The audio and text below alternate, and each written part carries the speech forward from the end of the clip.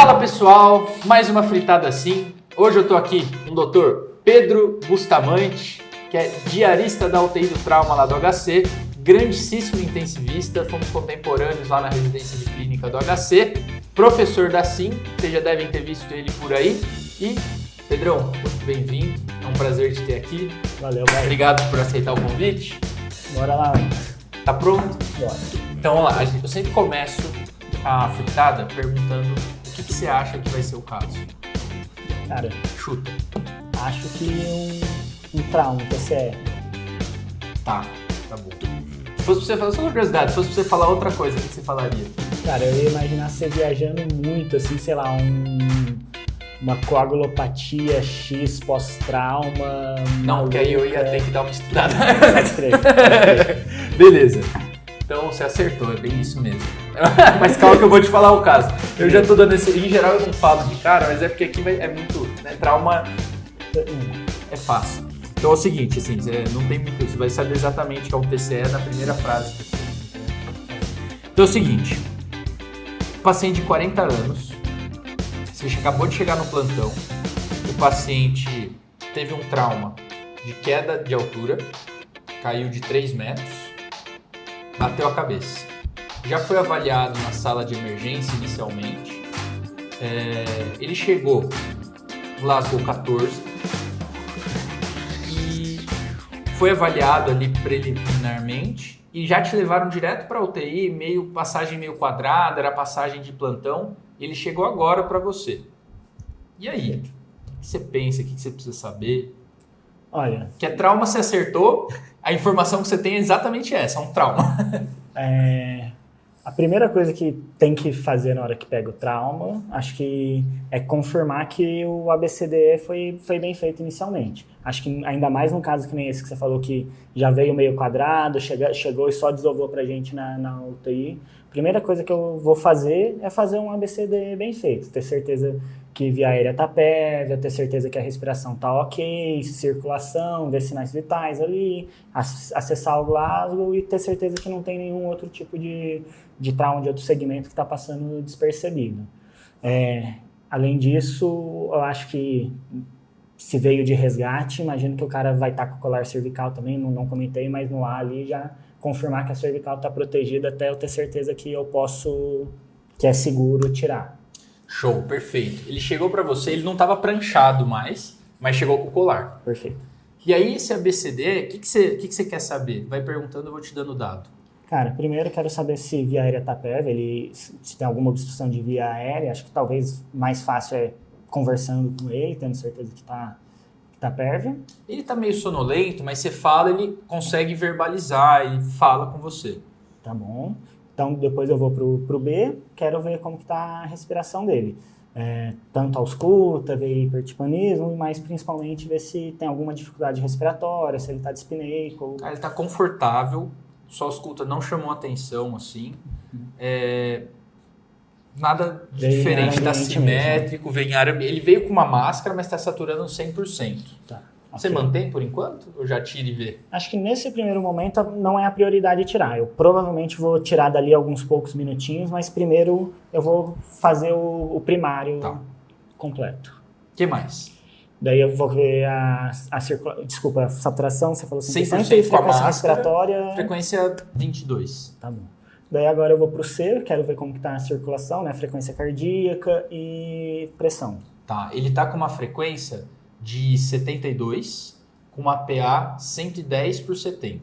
Ok, beleza. Perfusão boa. Perfusão boa. Algum sangramento? Nenhum sangramento externo visível. Pelve estável? Pelve estável. Perfeito. Tá bom. Vamos pro D agora. Daí vou fazer o Glasgow mesmo e fazer um exame neurológico mais grosseiro mesmo. Quero ver pupila, quero ver se ele movimenta os 4 membros. Tá. Cara, te passaram um Glasgow 14, mas ali ele tá assim, ele tá deitado, meio sonolento, ele abre o olho ao chamado, ele tá um pouquinho lentificado, mas ele conversa com você, mobiliza os 4 membros, a princípio, e que é pupila, né? Isso. Pupila isocórica. Tá bom. Acho que exposição dele, alguma outra coisa que chama atenção, algum ferimento sangrante. Tem uma escoriação no dorso, discreta, assim. Ele caiu de costas e bateu a cabeça. Tá bom. Acho que nesse momento já fica um pouco mais tranquilo, entendendo que não tem nenhuma urgência que vai matar ou deixar alguma sequela permanente nele nesse momento, que eu preciso agir agora. Então acho que agora eu tiraria uma história um pouquinho melhor. Vou tentar entender como que foi o mecanismo de trauma. Você falou uma queda, mas uma queda de onde? O que aconteceu que fez ele cair? E entender também o amplo ali, o que ele tem de comorbidades, de medicação, alergia, o que ele já fez antes. Show. Então, deixa eu me organizar aqui do amplo. Então, ele teve uma queda da escada, uns 3 metros mais ou menos, tropeçou e bateu, caiu meio de cabeça, assim, não, não que ele mergulhou. Aqui ficou meio feio, né? Ele caiu de costas e bateu a cabeça. Pro caso ficar melhor, ele mergulhou ali. Caiu de cabeça, pareceu que ele mergulhou, né? Não, ele caiu de costas, bateu a cabeça. De antecedentes, ele não tem nada. Tem 40 anos, né? Nada que ele tenha. Medicações, não usa nada. Ele... Não lembra, ele lembra de ter tomado café da manhã, isso aí é por volta das 2 da tarde. Ok. E não tem alergias. Tá bom. Foi testemunhado por alguém essa queda? Alguém que socorreu ele? Socorreram ele ali na hora. Tá bom. Ok. Tá bom. Legal, pô. Acho que nesse caso daí, ele tá um Glasgow 14, meio lentificado. Você falou, eu não confiaria muito também em que ele conseguiria me responder completamente as coisas com relação ao colar cervical. Então, manteria o colar cervical nesse momento e acho que seria interessante um exame de imagem para... Deixa eu te perguntar isso agora. Você falou, eu entendi o que você quis dizer, mas explica aí o que você pensou. Assim, como assim você não vai confiar no que ele te responder para tirar o colar? Acho que existem alguns critérios diferentes para a gente poder tirar o colar cervical sem usar exame de imagem. O Canadian C-Spine e o Nexus são os principais que eu me lembro, pelo menos. Mas um ponto comum dos dois, pelo que eu me lembro, é a pessoa tem que ser capaz de referir se está tendo algum tipo de dor cervical, critério de manutenção do colar cervical, por exemplo, o cara ter uma outra lesão dolorosa que impeça ele, que possa confundi-lo na hora de dar a informação. Distracting injury, né? Exato, mascarar a lesão cervical. Então, se o cara não está 100% acordado, sem efeito de álcool, sem efeito de outras drogas, não me sinto seguro de tirar o colar cervical. Nesse caso também não é nenhum mecanismo de baixa energia, né? 3 metros, uma queda de 3 metros, já considero ali a divisa de alta energia, já é um mecanismo que preocupe, que pode ter uma lesão cervical incipiente mesmo. Cara, eu praticamente não vejo trauma, apesar de que eu tive que botar um colar cervical no hospital cardiológico esse mês. Caralho!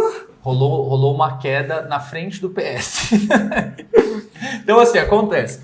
Mas a impressão que eu tenho de quem não lida muito com isso, eu queria te perguntar, é que, cara, na dúvida pro réu, né? Não precisa seguir a regra, na dúvida faz imagem, né? Como que você lida com isso? Eu acho que é justo. Acho que se você não conhece o critério, não sabe o que está acontecendo, mantenha o colar cervical ali, porque nas primeiras horas o colar cervical não vai causar mal. Assim, ele não é 100% também, não é ele que vai impedir 100% a mobilização do pescoço, mas ele dá uma segurança a mais. E, cara, é uma coisa que não dá pra brincar, né? Uma lesão cervical que o cara chega movimentando os 4 membros, depois vai embora tetraplégico, aí é foda. Acho que não dá pra arriscar. Na dúvida, mantenha um colar cervical. Se você não vai ter disponível alguém mais experiente para te tirar a dúvida, faz exame de imagem, faz uma avaliação com calma se tem algum déficit, troca ideia com o radiologista, discute tomo ali, mas não tira o colar cervical se não tiver na dúvida. E na sua prática, você costuma usar o score? Você abre na hora? Você tem alguma avaliação sistematizada? Na prática, sendo bem sincero, lá no HC o atendimento ao trauma funciona muito bem.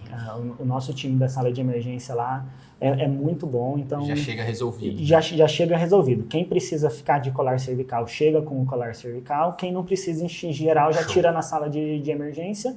Raros casos que vem porque deu uma lesão que dá dúvida, mantém o colar, daí fazem de forma perfeita, mantém o colar cervical até a gente, com calma, conseguir revisar qual foi o tipo de lesão que ele teve. Foi uma fratura de espinhoso só, uma fratura de transverso. Tá, tudo bem, troca ideia com o neurocirurgião com calma e tira o colar cervical, no momento que tem segurança. Top. O famoso templo do trauma, né?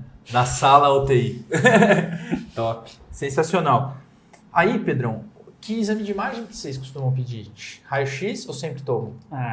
Como é mecanismo de alta energia, aí é tomografia mesmo. Raio-X não vai resolver. Fechou. Aí, nesse momento, fora a imagem de cervical, você faria alguma outra coisa? O cara tá em Glasgow 14, foi um trauma de alta energia, eu tomografaria o crânio junto. Tá. Aquele negócio de, TCE leve, Glasgow... Sim. Não. Boa. Um trauma de alta energia, assim, 3 metros, acho que não dá pra deixar passar. Né? Deixar passar, assim. Realmente, é um TCE leve, não é errado a conduta de esperar, manter o cara sob observação ali, se o cara não acordar, se o cara não ficar 100%, repetir tomo em 6 horas. Mas, assim, já tô pensando que eu vou precisar fazer a tomo pra fazer a cervical ali. Acho que... Total. Cara, sabe que tem um aprendizado que eu tive com o Z, que eu uso até hoje. Eu sempre falo aqui coisas que eu aprendi com o Toffoli, né, na clínica. Dizer, cara, você vai levar todo o negócio de levar um cara crítico para tomo.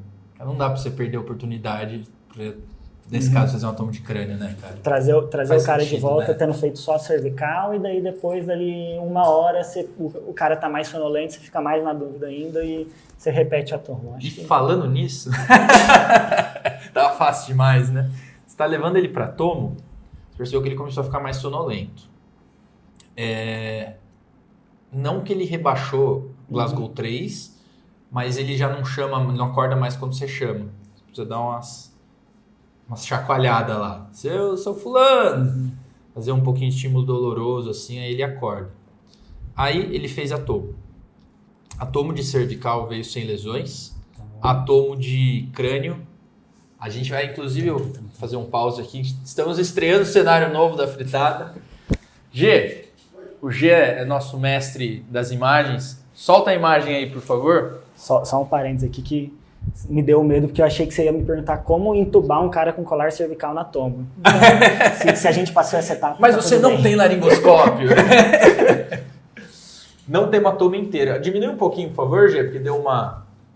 Ficou meio pixelado. Vamos diminuir mais um pouquinho. Vamos achar aqui o ideal. Aí, essa imagem não dá para ver muito bem, né? Mas assim, e não tem a imagem inteira. Você vê alguma coisa que te chama atenção aí? Olha, é um cara de 40 anos, é um cara jovem.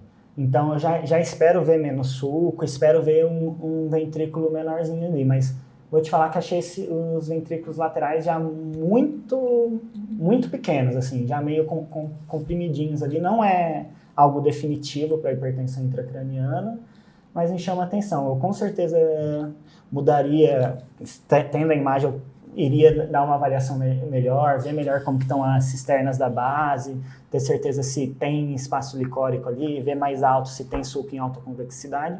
Chama atenção e me dá dúvida, que não sei se é só pixelado da imagem, isso é outra coisa que é importante a gente fazer quando está avaliando a tomo no TCE, que é o que a gente chama de janelar, né? Colocar na janela subdural, que é um pouquinho mais escura, menos contrastada, e dá dúvida se isso aqui não é uma eu vou te dar um spoiler, porque eu vi a imagem, eu vou te mostrar a imagem oficial aqui. Mas, então, você tem alguma sistematização para ver tomo de crânio no trauma? Tenho. Mais o pixelado. Dá a impressão de ter alguma coisinha ali, não tenho certeza. Mas daí bilateral, não sei. O que eu costumo fazer quando eu estou avaliando o trauma, o TCE? Primeiro, na janela para parênquima mesmo, eu dou uma corrida na imagem de baixo para cima, não querendo ver milimetricamente o que está acontecendo, mas para ter uma ideia melhor de se é uma tomo muito alterada, uma tomo com muita hipertensão intracraniana, por exemplo, algum sangramento muito importante, ou se é algo mais próximo do normal. E nesse momento que eu estou olhando isso, eu estou olhando também, principalmente, pode parecer meio estranho, mas estou olhando o subcutâneo, para poder entender melhor qual que foi o mecanismo mesmo do trauma, onde que o cara bateu, porque eu sei que naquela região e no contragolpe é onde eu vou ter que olhar com um pouquinho mais de calma, vai me ajudar também na hora de olhar a janela óssea se é ali que eu vou procurar a linha da fratura e ver para onde ela vai correr. Que da hora, nunca tinha me ligado disso. É um truquezinho que ajuda, assim, de você primeiro procurar isso, porque onde o cara bateu a cabeça, primariamente, você espera que tenha o subgaleal ali, né? Vai ter um espessamento das partes moles. Normalmente no crânio, você vai ver a calota craniana em branco e só um pretinho em volta ali com a camadinha da pele mais externa ali. Você não vai ver nada no meio, vai estar tudo preto. A única exceção disso é aqui na região do temporal, que o músculo temporal ele vai ser um pouquinho mais espesso, um pouquinho mais hiperdenso, você vai conseguir identificá-lo. Se tiver alguma outra coleção branquinha parecida com esse músculo temporal em alguma outra região, é onde você espera que tenha sido o golpe mesmo. É ali que você vai olhar primariamente fratura de crânio e na região contralateral oposta ali é onde você espera o contragolpe, que em geral é onde vai ter um pouquinho mais de HSA, um pouquinho mais de contusão. Tá, legal, show de bola. Então, seu veredito final aí, sua impressão? Não é uma toma muito alterada, mas quero ver ela com um pouquinho mais de carinho, não é um cara que eu vou falar que tá tudo bem. Eu não consigo entender muito bem para aquela imagem, mas aqui ainda não declaro a inocência daquela parte ali. Te dei uma sacaneada com essa imagem meio pixelada, pode tirar já, Gê? Então é o seguinte, saiu, você ligou na rádio, falou, cara, tá tudo ruim de ver a imagem aqui. Aí o rádio te falou. Ajuda aí você com a sua tela HD. Aí o rádio pegou assim 4 telas, mais tela que o G ali, e ele falou o seguinte, cara, não tem sangramento, tá com um pouco de edema. Foi isso que ele te falou. Tinha sido a impressão inicial, né? Uhum. Beleza. Aí você tá voltando pro leito do paciente, você se incomodou que ele tá ficando um pouco mais sonolento ainda. Nesse momento, o que você pensa? Penso, vai dar ruim. Esse cara realmente bateu a cabeça com uma energia alta, tomo sem nenhum grande sangramento, mas já inchando, acho que talvez até é um cara que tenha feito uma LAD, que está associado com bastante edema do parênquima. Fala aí, LAD. Lesão axonal difusa. Em geral, a gente não vê na tomografia, quando vê são umas petequiazinhas, um pouquinho de sangue ali, principalmente no núcleo da base, corpo caloso e mesencéfalo. E está muito associado com edema. O cara que tem o trauma com a energia para fazer uma LAD, de forma geral, é um parênquima que vai inchar mais. O edema, quando a gente fala de AVC, ele é ao longo de dias, né? Aqui no trauma, vocês costumam ver em quanto tempo? É parecido com o AVC. Não sei, isso eu confesso para você que eu nunca pesquisei como que é a velocidade de instauração, a impressão subjetiva que eu tenho isso que eu queria saber. De ser um pouquinho mais rápido que o AVC, em geral já começa rápido ali nas primeiras 24 horas, tá. Mas assim como o AVC, é aquele edema que tende a melhorar por volta até ali o 5º dia. Tá. Claro que depende muito do mecanismo, do tanto de injúria secundária que o cara teve, se o cara ficou hipotenso, se o cara ficou fazendo desaturando. Por exemplo, aquele cara que teve o TCE grave, ficou na cena ainda 30 minutos, hipoventilando, broncoaspirando tudo, chegou na sala com PA 5/2. Esse cara eu ainda espero que o cérebro, se realmente teve um TCE grave com mecanismo para inchar, esse cérebro ainda talvez inche por 5, 7 dias, às vezes 10 dias, ainda precise de cuidado. Entendi. E aí, o que você faria agora? Você acabou de voltar da tomo, não tinha sangue, né? E aí? Cara, nesse momento, reavaliaria via aérea para ver se o cara tá protegendo mesmo ou não, ver se o cara tem uma tosse eficaz, se o cara já não tá microaspirando ali e a gente não tá vendo. Ele não responde mais. Aí dificulta a nossa vida, né? Cara, eu tenho muita dificuldade, a não ser em casos extremos, de decidir, assim, eu acho que no trauma vocês talvez sejam até um pouco mais agressivos na via aérea, né? Mas como que você faria, procuraria? Porque ele não tá te respondendo. Então ele não tá tossindo, ele não tá claramente broncoaspirando, não tá com ruído de via aérea. Então o que você faz em geral? Olha, aquela história do Glasgow 8 é muito válida, principalmente nesse atendimento primário. Agora que na UTI, ela não é mais a Bíblia, não é a Constituição entubar o cara com Glasgow abaixo de 8. Vai muito pelo seu entendimento da proteção de via aérea do cara mesmo. Esse cara, pelo que você está me contando, ele não está protegendo a via aérea. Claro que a gente sempre, mesmo o cara não respondendo, a gente pode provocar a tosse, ver como que se é uma tosse eficaz ou não, aspirar a hipofaringe, ver se vem coisa, ver se o cara está sororocando. São várias coisas que podem ajudar. E que nem a gente falou antes, nada dúvida, cara, esse cara, você já está prevendo que a história clínica dele vai te levar para o lado ruim. Já é um cara que chegou Glasgow 14 e agora já está mais rebaixado. Nem te perguntei de novo Glasgow, mas já está sendo um cara mais rebaixado. É um cara que tá, ele deu azar de estar aqui na fritada da Sim, então espero que ainda vai vir coisa boa pra caralho. Puta, pior lugar pra ele estar na fritada, né? Tem um lugar pior, na simulação do curso prático. Pô, aí é ruim. Beleza. Agora é tubo ainda aí. Tá, você vai entubar ele, beleza. Eu vou até pular essa parte, considere ele entubado, tá bom? Depois, cara, você beleza, entubou, e agora? Agora, cuidado de neurocrítico mesmo. Aquele básico que a gente fala do soft pack, ter certeza que o cara tá cabeceira elevada, pelo menos 30 graus, se a jugular tá livre para drenagem sanguínea, que não vai ter nada obstruindo ali, que o cara não vai ter lateralizado. PA e saturação. Saturação acima de 90, idealmente acima de 92, pelo menos, o que a gente tem agora. Hiperóxia não. O IPA é um ponto sempre de discordância, um ponto polêmico de meta de PA no TCE. De forma geral, o que eu costumo seguir é o cara que bateu a cabeça e tem suspeita ou que tem evidência de hipertensão intracraniana. E esse cara a gente tem a evidência que é o cara que está rebaixando.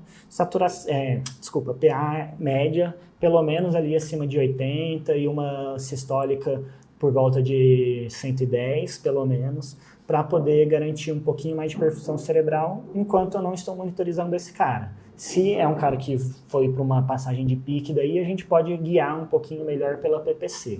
Se tiver com PAM 65, nora nele. Catéter e nora, lembrando que esse cara, isso é importante, bom você ter falado isso, que o cara que está em hipertensão intracraniana, catéter é baixo, não é um cara para deitar a cabeceira, passar um catéter jugular, é um cara que vai passar um catéter femoral, porque o catéter jugular, na passagem, você vai elevar a pique dele, além disso, o catéter ele vai atrapalhar um pouco a drenagem venosa, então catéter baixo na femoral mesmo. Cara, várias pérolas, hein? Muito bom. E deixa eu te perguntar, Pedrão, uma coisa que eu acho muito difícil e que, por exemplo, você detectar hipotensão, choque, eu não vou falar que é fácil, ainda mais trabalhando com cardiopata, mas é mais fácil. Cardiogênico, puta que pariu. Você detectar insuficiência respiratória é mais fácil. Agora, cara, detectar hipertensão intracraniana, às vezes é óbvio, às vezes não, né? Você não tem um parâmetro objetivo muitas vezes.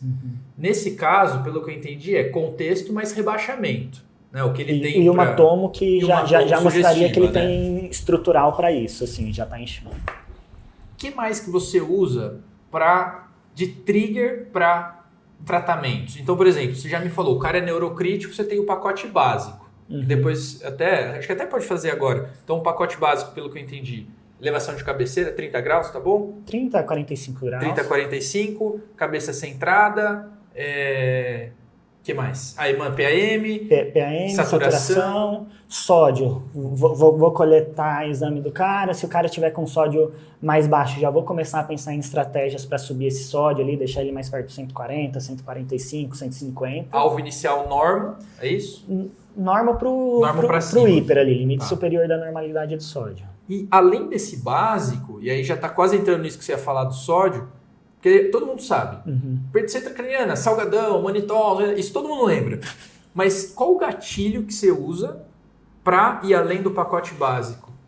sinais de piora. No cara que não está monitorizado, que não está com um catéter de PICC, é um pouco mais difícil mesmo e a gente sofre um pouquinho mais. Temos algumas estratégias não invasivas em validação, por exemplo, o ultrassom de bainha de nervo óptico. É uma estratégia legal para triagem. Então, o cara que chegou, por exemplo, esse cara inicialmente, antes dele rebaixar, ou no momento que ele ainda está ali naquele Glasgow 12, 14 ali, olhei a tomo dele, puta, essa tomo me deixou incomodado. Não é uma tomo, obviamente, de hipertensão intracraniana, mas é uma tomo que me deixou incomodado. Vou fazer uma bainha de nervo óptico até para pensar, já ter o nível basal desse cara. Pô, é uma bainha de nervo óptico pequena ali, sei lá, 4 milímetros. O cara rebaixou de novo, putz, será que isso é hipertensão intracraniana? Será que ele tá rebaixado por algum outro motivo? Sei lá, alguém deu um benzodiazepínico porque ele tava bravo, sei lá. Puta, é foda, né? TCE, o cara tá muito bravo, vou meter um benzo. Você deve pegar, apesar que no HC não, mas... No HC não, mas assim, não duvido né? de nada. Aí você repete a bainha de nervo óptico. Só que ela não é boa para segmento do cara que já fez hipertensão intracraniana. Por exemplo, esse cara ali, bati, tem uma bainha de nervo óptico aumentada ali, 6,5, 7, por exemplo. Então, mostrou para mim que ele teve hipertensão intracraniana ali em algum momento da história.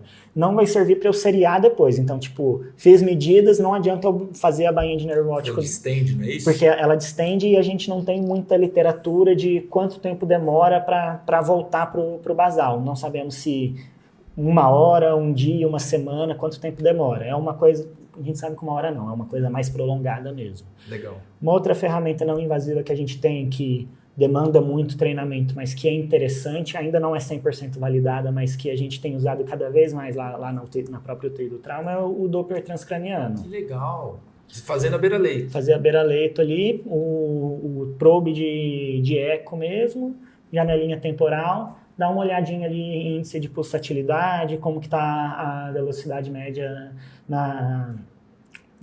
velocidade diastólica na cerebral média, já consegue te guiar um pouquinho e é um método que permite seriar mais. Mas aí também já é do ultra especialista que você é, né? Sim. Assim, é difícil isso ser tão... A bainha não, né? A bainha é mais fácil de treinar, a curva de aprendizado é bem mais... Agora o Doppler, imagino que é mais difícil. E pro cara que não tem mão nenhuma de ultrassom, e aí? Acho que o clássico é pupila, né? O que você faria, assim? Vamos supor, o cara te fala assim, cara, não te liga. Pedrão, não sei fazer ultrassom. O que eu vejo aqui para ver se o cara tá... Cara, dá uma olhada no exame neurológico dele. É o neurocheck mesmo. Você vai ver o Glasgow dele, pontua o Glasgow do cara, vê como que estão as pupilas, lembra dessas pupilas e usa ela para guiar como que tá a velocidade do reflexo, se alguma já tem algum sinal, se alguma já é anisocórica, alguma já abriu ali. Vai ver a movimentação nos 4 membros e se o cara tá, como que tá o ritmo respiratório do cara, se já tem algum sinal de alteração respiratória ali. Assim, principalmente Glasgow e pupilas é o que vai usar para você guiar. O cara deu sinais de hipertensão intracraniana. A gente já vai para o primeiro step ali, primeiro passo do pacotinho. E aí o sinal seria qualquer piora nisso? Abrir pupila, neuroworsening, postura patológica, o cara que piorou nisso. A pontuação do Glasgow, a gente é recomendado pela literatura considerar como neuroworsening uma queda de 2 pontos no Glasgow. Então, por exemplo, eu ia te perguntar isso agora, já respondeu. A piora inicial do cara lá, que chegou 14 e depois rebaixou mais, já é um neuroworsening. Nesse contexto, você já consideraria um passo além? Eu já pensaria que tem alguma coisa diferente com esse cara. O que aconteceu? Vou ver se tem algum, por exemplo, danos secundários. Pô, o cara ficou hipotenso porque ele tinha uma lesão abdominal que passou desapercebida na avaliação inicial, tá sangrando ali agora e tá hipotenso. Por isso o cara tá rebaixado, tinha uma lesão sangrante na cabeça que, pô, será que não expandiu? Deixa eu retomografar aqui para ver se tem alguma coisa pior. Ou não, é só o segmento mesmo do edema cerebral e o cara tá piorando, vamos nos armar ali. Daí vai pro próximo passo. E aí? Aí, como a gente falou, intubação, analgesia e sedação. Nesse momento ali, a sedação para um RAS -4, -5, não é o cara que precisa chegar com 2 pés no peito de sedação no momento inicial, mas se o cara mantiver os sinais ali de hipertensão intracraniana, aqui no caso a gente está falando de um cara não monitorizado, né? Então, nesse caso já entro mesmo para ganhar RAS -5. Você começaria o quê, cara? Tem alguma preferência? Cara, analgesia, não tendo contraindicações óbvias, gosto do fentanil e algum opioide mesmo, acho que o fenta seria o meu de escolha. E com relação à sedação, eu tendo a preferir o propofol. O benzodiazepina e comida, midazolam, eu não gosto muito nessa fase inicial, porque tem um tempo de latência, um tempo para lavar, para o cara passar o efeito do midazolam maior e mais errático do que o propofol. Então, vai atrapalhar avaliações seriadas. Tá. O propofol me permite, quero fazer uma nova avaliação desse cara,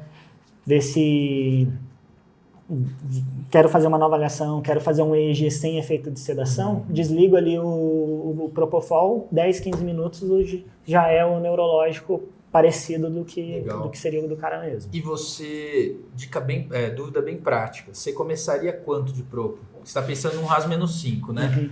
Qual que é o seu go-to number aí? Não existe isso. Assim, é um cara jovem, grandão, ali, 40 anos, sei lá. Números redondos. Então, mas assim, quer ver imagina que você começaria mais pro 5, mais pro 20. Depende do quanto que me emocionou, como que tá o meu feeling de o bicho tá pegando ou acho que tá tudo bem, mas estou jogando pro lado mais cauteloso. Entendi. O bicho tá pegando, tipo, a tomo realmente me emocionou, fiquei muito incomodado, já vou ali pro 15, 10, 15, 20 ali, meio que subindo rápido, fazendo bolos. Ah, não, assim, é uma tomo que preocupa, vamos deixar esse cara mais encostadinho ali hoje. Entendi. E amanhã a gente reavalia. Comece mais devagar, faça um bolinhos ali para ele ficar confortável. Legal. E monitorização clínica mesmo nesse momento, assim, de nível de sedação, se você quiser uma dose mais alta, lá pro RAS -5, né? Isso. Tá. Show de bola. E lembrei o que eu tava aqui tentando lembrar o que eu ia te perguntar. E o objetivo dessa sedação inicial é neuroproteção, né? Não gosto de falar que o objetivo de sedação é neuroproteção. A gente não tem nenhum indicativo de que a sedação por si só proteja o cérebro dos humanos. Gosto de pensar que a sedação serve para eu garantir que outras medidas que essas sim contribuem para controlar a pressão intracraniana vão fazer efeito. Então, sedação para evitar agitação, porque eu sei que o cara agitado sobe a pressão intracraniana, porque eu sei que o cara agitado ele vai ficar em posições ruins que vão impedir a drenagem venosa. Sedação para fazer com que o cara fique acoplado numa ventilação mecânica que permita deixar o CO2 mais no limite inferior da normalidade. Então, isso é importante deixar claro, porque a gente vê algumas vezes acontecendo isso, liga a sedação e acha que a sedação é o negócio mágico e que se está entrando a sedação já está fazendo o efeito dela de proteger o cérebro. Não, você está ligando a sedação para conseguir essas medidas, então deixa eu garantir que essas medidas vão fazer efeito. Então, quero ter certeza que o CO2 desse cara vai estar na minha meta, quero ter certeza que a posição do cara vai estar boa, que ele não vai estar agitando. Acho que é parecido com, sei lá, você fazer bloqueio neuromuscular numa SARA. Uhum. Não é o bloqueio neuromuscular por si só que vai trazer o benefício, que também já é meio duvidoso, mas não vou entrar nessa. Não, mas a analogia é linda, ficou bem claro, bem claro. Você ligou o bloqueador neuromuscular, então você vai garantir que enquanto esse cara esteja com o bloqueador neuromuscular, você vai estar fazendo a ventilação protetora. Boa, top. Pedrão, polêmica agora. Essa vai ser o corte, já tô vendo. Cara, uma coisa muito curiosa, e eu não sei porquê, talvez porque é um raciocínio fisiopatológico que faz muito sentido pra gente, 100% das vezes que a gente comentou em algum curso alguma coisa de hipertensão intracraniana, além do salgadão, da terapia osmótica, o que vem assim, de resposta imediata, invariavelmente, é a hiperventilação. Eu sabia que você ia falar isso. E aí, Pedrão, hiperventila ou não? E se não, o que você faz? O hiperventila, assim, a ideia é jogar o CO2 lá para baixo, porque o CO2 regula a perfusão cerebral. Quando eu jogar o CO2 lá para baixo, vai causar uma vasoconstrição cerebral. Com isso, vai chegar menos sangue no cérebro e tendo menos sangue no cérebro, vai baixar a pressão intracraniana. Faz todo sentido, realmente baixa mesmo a pressão intracraniana. O problema é que você está fazendo isso às custas de chegar menos sangue no cérebro.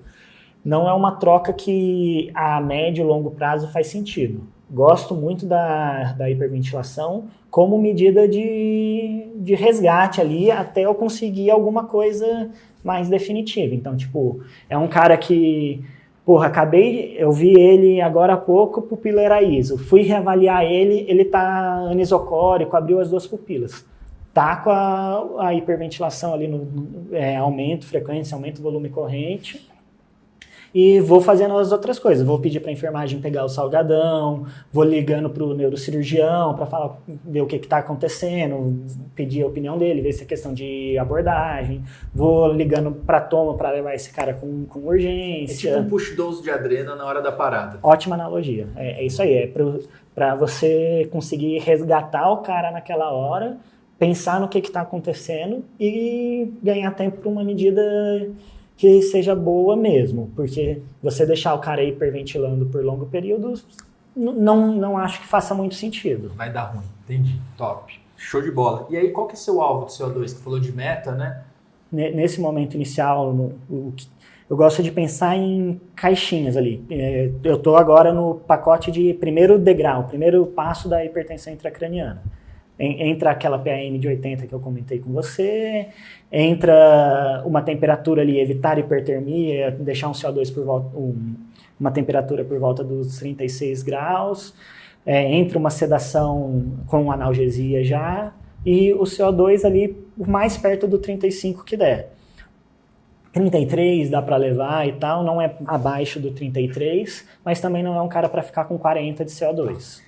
E, cara, você falou, veio uma memória agora que você vai dar risada. Mas antes, só vou te perguntar uma outra coisa. Você falou de 36 de temperatura, é controle ativo ou evitar febre? Na prática, sim. Controle ativo. Se você tem disponível um colchão térmico nesse cara, ele já vai estar sedado mesmo, que é a grande contraindicação do colchão ali, é o cara que não está sedado, porque é desconfortável pra caramba. É colchão térmico nesse cara ali para segurar a temperatura. E aí, eu vou te falar da memória agora. Você falou do CO2 35, 33. Vou te perguntar como que você controla. E eu lembrei, vi uma memória na minha cabeça, quando eu era preceptor do PS, fazendo simulação de... Eu não vou nem lembrar do que era, mas eu acho que era de AVCH. Isso era R2, e você de R2 já estava lá controlando o CO2 com a...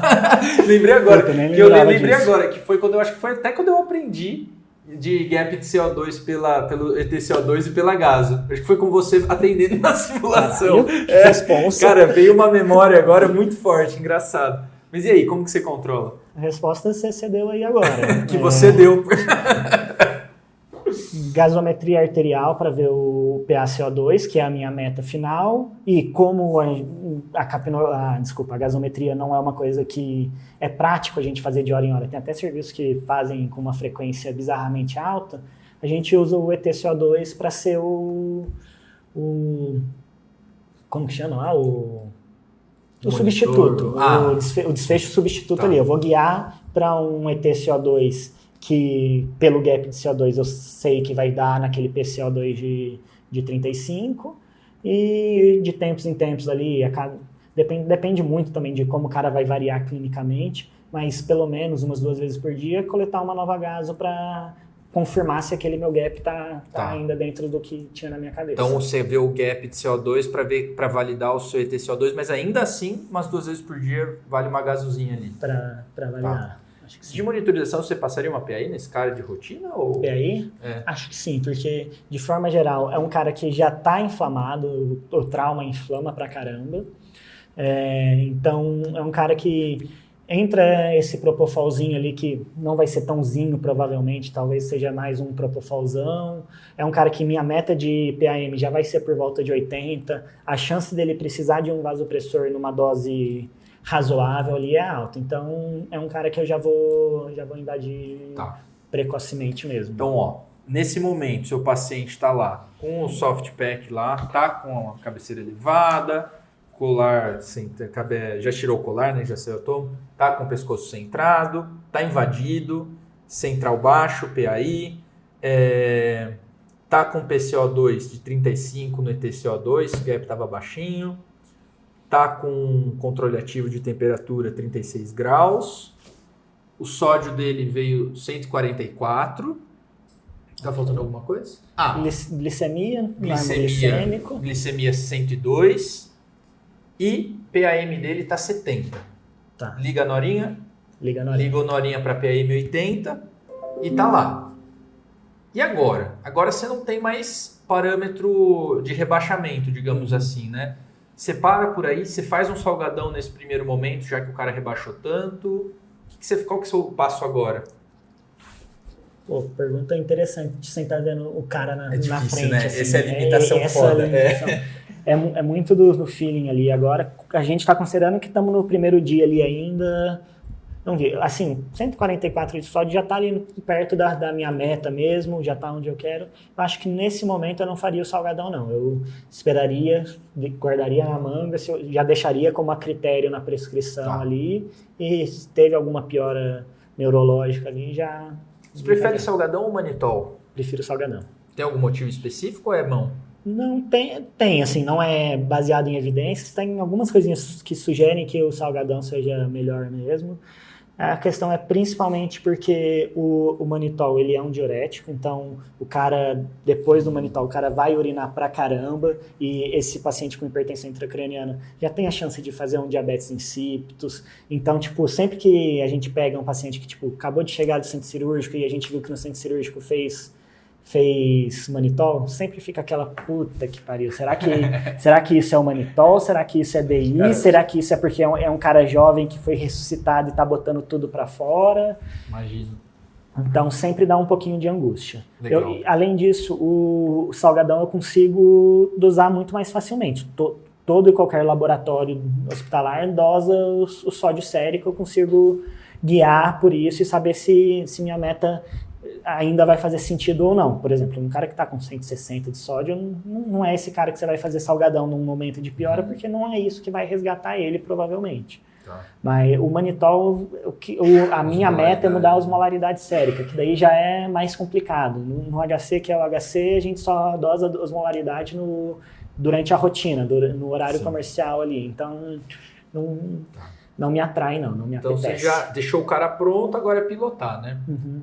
Monitorização, como que é? Monitorização Eu entendo que assim, o cara PC é grave, você está se coçando por uma PIC, mas como não é uma coisa de rotina, né? Até vou te perguntar da PIC depois, nesse primeiro momento, vamos supor que seu hospital não tem PIC. Tá bom. Como que você monitoriza esse cara? Lógico, monitor, VPA, saturação, CO2, isso já falou, sódio, glicemia, mas neurocheck. Tem alguma rotina de, sei lá, de 1 em 1 hora, 2 em 2 horas, ou tem alguma regra?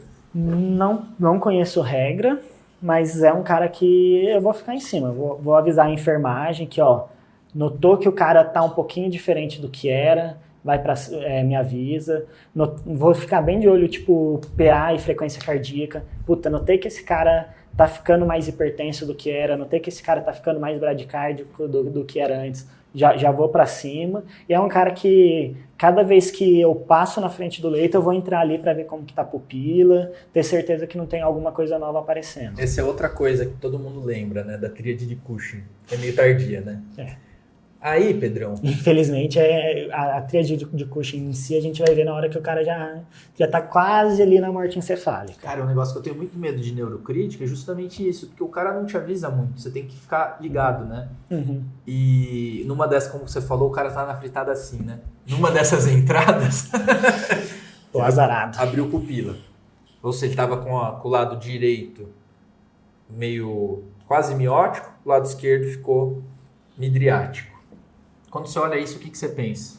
E eu só errei aqui lado esquerdo e direito, mas tudo bem. Direita e esquerda outra direita, outra esquerda. A primeira coisa que eu falo é, fudeu, deu ruim para ele aqui, vamos partir para cima. É nessa hora que eu chego ali no ventilador e hiperventilo ele, bolinho de sedação, confiro, claro, se não está hipotenso, se não tem algum outro fator confundidor que pode estar causando uma injúria secundária. E salgadão, bolinho de sedação e tomografia agora. Tá. Vamos ver o que está acontecendo. Tá. Só um parênteses aqui.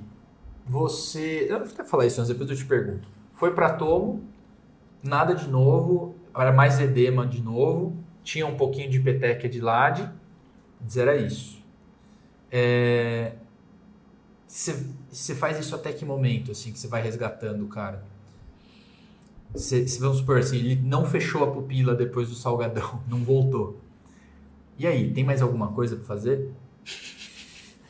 É complicado, assim, nesse momento a gente já começa a se coçar, já começa a pensar se é um caso de craniectomia no trauma. Tema extremamente polêmico. O que a gente sabe diminui mortalidade, craniectomia no trauma, não parece trazer melhor desfecho neurológico, pelo menos a curto prazo. Digo que é extremamente polêmico porque o jovem com TCE é o cara que 3, 6, 12 meses, o cara ainda está recuperando. Então, não posso afirmar ainda hoje que daqui 24 meses, talvez o cara que fez craniectomia realmente ele tenha algum ganho funcional, seja algum desfecho neurológico bom lá para frente, sabe? Tenha ganho de desfecho neurológico bom.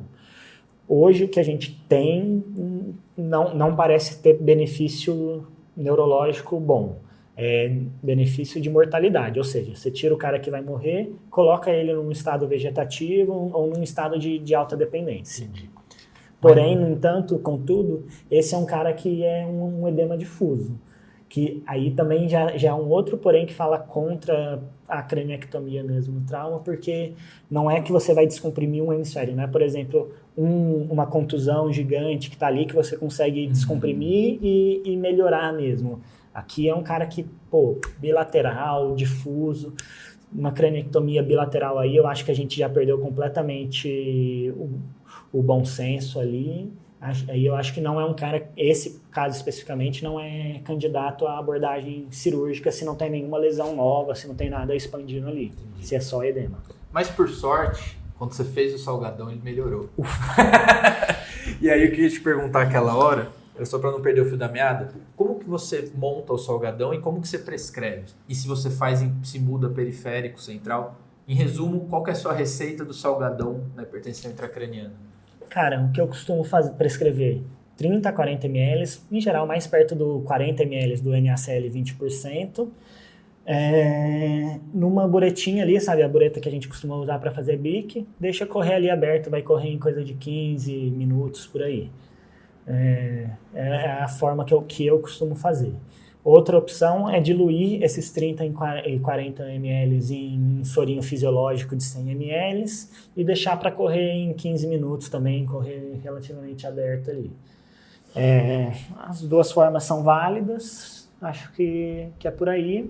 Em geral, esse cara já vai estar invadido, então tanto faz, já vai ser no central mesmo. Se tiver só Se tiver no periférico, daí eu diluiria mesmo. Tá bom, legal. E é engraçado, né? Isso é muito dica prática, porque a pessoa fala, não, 3% é 89 de soro com 11 do NaCl, tanto faz se é 3%, né? Você pega 30, 40 e põe no soro de 100, é isso? O que eu quero nesse momento é aumentar o sódio desse cara, não é uma continha exata de quantos miligramas de sódio eu quero jogar para cima. E como que você põe na bureta? Porque o NaCl vem no flaconete, né? E você põe no soro normal? Porque a da bureta do bique só vem o bique, né? Não, a bureta que eu falo é aquela... um caninho ali, isso. Tá bom, entendi. Que daí ele vem... Sim, entendi. E você pega o soro de 100, soro físio de 100, mete ali 30 ml de NaCl 20%. Sim. E deixa aberto. Top. Gostei. Da hora, animal. Fechou. E aí, ele melhorou. Nesses casos, vocês costumam ver a pupila regredir? melhora. A gente vê melhorando, sim. Eu vi uma vez, eu não sei se isso acontece sempre. Uma coisa muito aguda ali, a gente consegue resgatar, sim. Boa.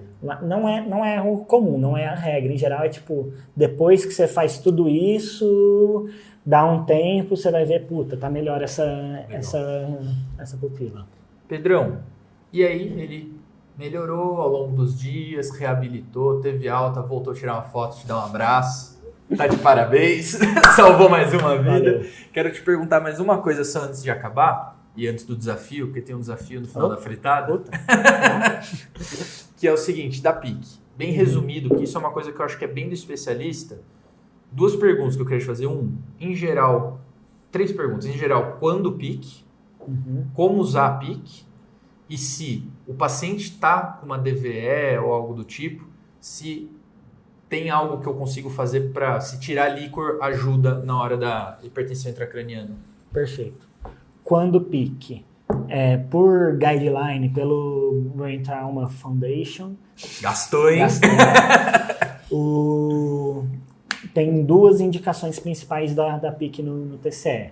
Paciente com TCE grave, Glasgow menor que 8, e uma tomografia alterada. Ou seja, um cara que tem uma contusão, que tem um subdural ali, esse cara tem indicação, claro, que seja um cara saudável, ou seja, um cara que já está, seja moribundo, por choque refratário, seja um cara que já abriu as 2 pupilas desde o resgate até agora, esse cara talvez realmente não tenha mais indicação de monitorizar. Essa é a indicação clássica mesmo, Glasgow menor que 8 e com uma toma alterada. A outra indicação já é um pouco menos pautada por evidência, que é por análise de subgrupos de coortes retrospectivas, que é o paciente que tem um TCE grave, tomo normal ou tomo não alterada, mas que tem 2 de 3 critérios ali, que é a idade maior que 40 anos, postura patológica e PAS menor que 90 milímetros de mercúrio. Essas são as indicações clássicas. Lá no HC a escola da neurocirurgia lá tende a seguir isso. De vez em quando a gente pega algum paciente que por esses critérios teria indicação de passar e acaba não passando, seja por logística, seja por falta de material, ou seja porque o assistente achou que nesse caso não precisaria, não teria benefício. Mas de forma geral tende a ser monitorizado lá esse TCE. E o implante é relativamente tranquilo, né, ou não? Reza a lenda que sim, nunca implantei.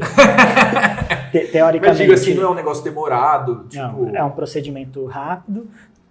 Eu digo que deve ser, porque em vários lugares, vários países, ele é inserido à beira-leito, não precisa nem de centro cirúrgico. Legal. E a gente até intensivista, teoricamente, pode inserir o catéter de monitorização. Legal. Tem até vídeo do New England ensinando como passa o catéter, assim. Pega aqui, mede ali, 2 centímetros para lá, entra apontando para um olho. Furadeira. Tem a furadeirinha ali, vai até começar a voltar líquor. Teoricamente, nunca vou falar que é um procedimento neurocirúrgico simples, mas é uma coisa que não é... Não é uma torada que o paciente vai sentir o golpe, isso que eu quero dizer assim. Não costuma ser isso. Em geral, o cara sente o golpe do trauma, da hipertensão intracraniana. E como que você usa uma vez que está lá? A PIC. Como que eu vou usar? Vou estar olhando 2 coisas principais. O valor mesmo da PIC, se está alterado ou não, ou seja, acima de 22 ou não, que é o corte hoje para a hipertensão intracraniana, mas principalmente também a morfologia da curva. A curva de PIC, ela vai obedecer o coração, porque citando um cara muito sábio que me disse uma vez, o coração é top. Então, porra, essa frase é boa. Essa frase é muito boa. A curva da PIC ela vai refletir na sístole e na diástole cardíaca. Então, ela vai ter primeiro a P1, que é o momento que o sangue chega no cérebro, vai ter a P2, que representa como que esse sangue é acomodado dentro da caixa intracraniana, e tem a P3, que é a diástole. Num cérebro normal, a P1, o momento em que o sangue chega no compartimento intracraniano, ela é a maior de todas. Daí ela cai um pouquinho, tem o momento da complacência, que é o P2, cai mais, daí vem o P3. Num cérebro que tá, num paciente que está com hipertensão intracraniana ou uma hipertensão intracraniana incipiente, a primeira coisa que a gente vê acontecer é diminuir a complacência intracraniana, a complacência cerebral. Então, o cérebro, imagina que a caixa intracraniana, que o crânio é uma caixa fechada, e se você teve um hematoma ali, se tá tudo demasiado, você vai ter menos espaço para as coisas. Então, vai ter menos espaço, inclusive, para esse volume sistólico que está chegando ali se acomodar. Então, vai ter menos complacência. Isso significa que pequenas alterações de volume vão alterar mais a pressão. Então, você vai ver uma P1 com uma P2 maior. Isso, eu olho isso e já penso, putz. Às vezes, mesmo que o valor em si esteja normal, esse já é um cara que eu vou ficar atento, porque esse cara não tá bem. Legal. E pensando em PPC, que você comentou mais cedo, só para pincela aí, como que você pensa PPC? PPC é a pressão de perfusão cerebral. Numericamente é a PAM menos o valor da PIC. Ela é um marcador de como está a pressão cerebral. Claro que no paciente com TCE a autorregulação já vai estar alterada, então isso não é uma regra, não é algo direto, mas de forma geral você tem, deixando a PPC normal, ou seja, algo em torno de 60, 70, você tende a melhorar a perfusão cerebral. Então, eu vou guiar a minha PAM para tentar manter essa PPC. Então, aí foge dos 80 já. Foge dos 80. Os 80 é para quem não está monitorizado. Quem está monitorizado, estou vendo ali um 25 de pique, vou jogar a PAM para 85, 90, por ali. Show.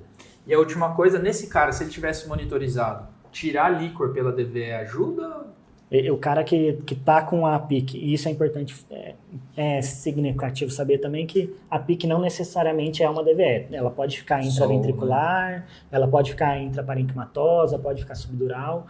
Aqui, pelo menos pelo que eu conheço no Brasil, a gente tem a escola de usar mais a intraventricular, que é o padrão ouro para monitorização e que também tem o grande benefício de permitir a drenagem. Então, o cara que está com hipertensão intracraniana, esse já é o cara que eu vou deixar a DVE aberta. O sistema eu vou deixar aberto para ir drenando. O valor ali vai muito do feeling. Vou deixar drenando em 15 centímetros de água, algo em torno disso, dependendo de quanto o bicho está pegando. E no momento que o bicho pega mesmo, puta, esse cara acabou de estourar a pica, acabou de ficar nisocórico, não sei ainda o que está acontecendo. Puta, será que abriu uma outra, expandiu um hematoma ali? Pego, baixo a DVE um pouquinho, deixo drenar ali umas 20, 40 gotas, 3, 5 ml. É pouquinho. Cara, isso é uma coisa bizarra de lei de curva PV ali, que esse cara sem complacência, como eu falei, pequena alteração de volume muda muito a pressão. Você drena, 5 gotinhas ali, você já vê a pique do cara caindo de 30 para 15. Assim, e não deixa pegar no respiro, né, da DVE. Eu lembro disso que o Pedro Mendes, acho que era o Pedro Mendes, falava sentido. Isso pra gente bastante. Na hora que vai manipular ali, tomar cuidado, porque pelo menos nos modelos que a gente usa... Né, eu lembro dele ficar bravo pra gente ficar de olho que estava enchendo ou não, porque se pega, ferra tudo, não ferra o sistema? Não deixa o ar que tá ali sair, então vai dificultar o sistema funcionar corretamente, né? Show. Pedrão, muito obrigado. Foi top demais, top demais. Agora tem só o último desafio. Vamos lá. Chama desafio do 1 minuto. Eu vou cronometrar aqui 1 minuto para você tentar resumir o atendimento desse paciente da chegada até o final. Entendeu? Então ele chegou assim, a gente fez isso, ele evoluiu assim. Resumão. Caralho. Difícil, é um desafio. E esse foi longo. Posso? Pode. 1, 2, 3, valendo. Paciente que chega pra gente com um TCE exclusivo, com um mecanismo de alto impacto, de alta energia. Primeiro passo, não dá para desvalorizar. É um cara que a gente tem que ter certeza que o ABCD foi bem feito, porque se não foi bem feito, vou refazer. O trauma morre nisso. fiz isso tudo, tomografei e vi que é um cara com um TCE exclusivo mesmo, sem nenhuma lesão passível de abordagem neurocirúrgica e que nesse momento também não tem indicação de passagem de PIC. Cuidados básicos do neurocrítico, cabeceira elevada, manter a drenagem venosa mantida, ou seja, cabeça centrada, manter o O2 normal, uma saturação normal, uma PAM, vou tender já a querer deixar um pouquinho mais alta. Nesse momento, se não tem hipertensão intracraniana, não vou agir ativamente nisso, mas é um cara que eu vou ficar em cima da PA dele ali. Nossa, falhei miseravelmente. Não, foi perto, só faltou acho que o salgadão que você fez. Pedrão, muito obrigado. Muito, muito, muito top. Mensagens finais aí. Isso aí, galera. Obrigado, Lucas, pelo convite. TCE, acho que não dá para brincar. É uma patologia séria que causa muita mortalidade, muita morbidade. Tem que atender de forma sistemática e com cuidado, lembrar sempre do soft pack, que é o básico do que fazer para o TCE, e escalonando as medidas. Não adianta pular a etapa, não adianta você querer falar para fazer uma craniectomia no cara que ainda está ali hipotenso com 40 de PAM, porque não é isso que vai salvar o cara. Etapas, lembrando sempre que tudo que a gente faz também vai ter efeito colateral que você vai ter que pagar a conta depois. Então, por isso que é o racional de pouquinho em pouquinho até controlar esse cara. Vou até fazer um PS aqui. Você tem na sua cabeça, porque eu já vi isso em algum lugar, dessas etapas que você falou, que separa bem assim, o primeiro soft pack, passo 1 terapia osmótica. Você tem isso organizado na sua cabeça ou vai de caso a caso? Na minha cabeça, eu acho que isso que você está falando é uma revisãozinha do New England, que ele mostra exatamente as etapinhas. Eu não uso tão assim porque ela se separa muito. São muitas etapas. A gente costuma colocar e falar, tipo, ele está em primeira linha de tratamento para hipertensão intracraniana, que a gente já convencionou ali na nossa UTI, por exemplo, que todos os diaristas falam a mesma língua. Então, a primeira linha é o cara que está com sedação, está com uma média ali por volta de 80, a gente está procurando a normotermia e o CO2 ali por volta do 35, tentando deixar o sódio um pouquinho ali mais perto do 145. O cara que falha na primeira linha, ou seja, continua com hipertensão intracraniana, apesar disso, aí a gente começa na segunda linha, ou a primeira linha avançada, que daí a gente já vai pensar em manipular um pouco a pressão, ou seja, vou à beira-leito ali, no cara que está monitorizado com tudo, claro.